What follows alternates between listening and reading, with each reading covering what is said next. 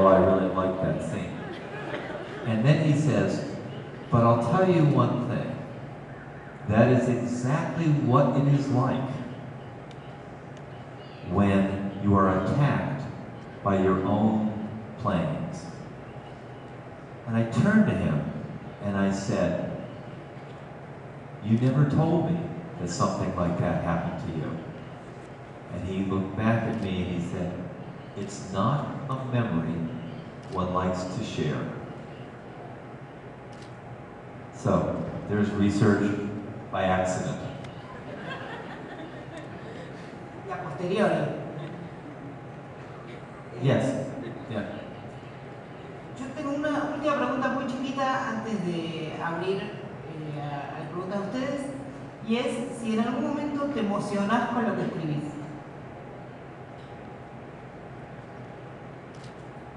Oh, sure. Constantly. There are days. This is again, I'll seem like, so sad, pathetic, but there are moments that are sitting there because you live with the characters. They are all a part of you, the good guys and the bad guys. And I always know what's going to happen to them. But when it comes to that moment where I actually put down that ending, that confrontation on the page, it can be deeply, deeply moving. And I'll be sitting there, honest to God, I'll be sitting there typing away, just tears coming down my eyes, and saying, oh gosh, I can't believe I'm going to kill this old guy off, or this, this bad guy's going to do this, oh, my goodness, so I mean, I think that as a writer, if you don't engage with the emotions that are created by your own story, then your story will be flat. Now maybe no one else will ever cry over the story, but damn it, as a writer you better, because otherwise, it's just not, it's not going to be real to all of you. ¿Te acordás alguna, que nos des un ejemplo, que nos cuentes que te hayas hecho llorar a vos mismo? Sure. Danos un ejemplo. Yeah. Hoy mental. Well, yeah, that's maybe. No, in truth, a good example is, and again, I don't like doing this because there are people out here who may not have read Art's work. Just as good, but this is as good an example as any. At the very end of the book, I do something that's very emotionally smart. The main characters have just been through a great deal, and it's not completely at the end, but there's a scene where they've been caught, trapped in a tunnel.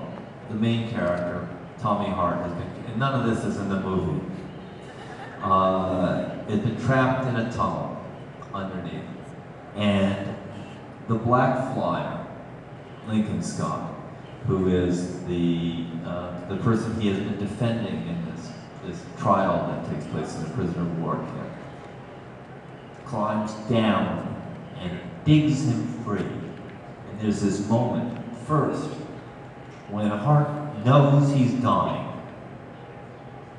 His breath is lost, the sand has collapsed around him. He knows this is it. He knows that he has, that he was so lucky to have survived being shot down, and yet now he's going to die there under the ground. And suddenly he feels a hand. That was emotional. And they come up, and there's a sequence I wrote where the two of them are being taken by their German guards to the prison. The POW camp has a cooler, they call it, detention cells. And the two of them are walking in front of 10,000 Allied soldiers. And suddenly those men, all those other prisoners, start to stomp their feet. And they start to cheer. And I wrote one of the lines that I have loved the most in all of my books. Because I wrote that the cheers were like the sound of Joshua's trumpet outside the walls of Jericho when they came tumbling down. That was emotional. I still get emotional when I talk about it. I loved writing that scene. I loved doing that. And I absolutely knew that any filmmaker ever making that movie had to do that scene. It's not in the movie. ¿Cuál de tus personajes de cualquier libro crees que te representa mejor?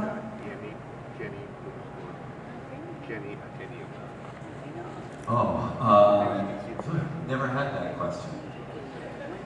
Once upon a time, it was the main character, the narrator of my very first book, who was a reporter very much the same age as I was, which doesn't really sound like a lot of, that I made a huge leap, which I did not. As years have passed, I think there are a lot of characters that I wish I was like, but I'm not sure that I am.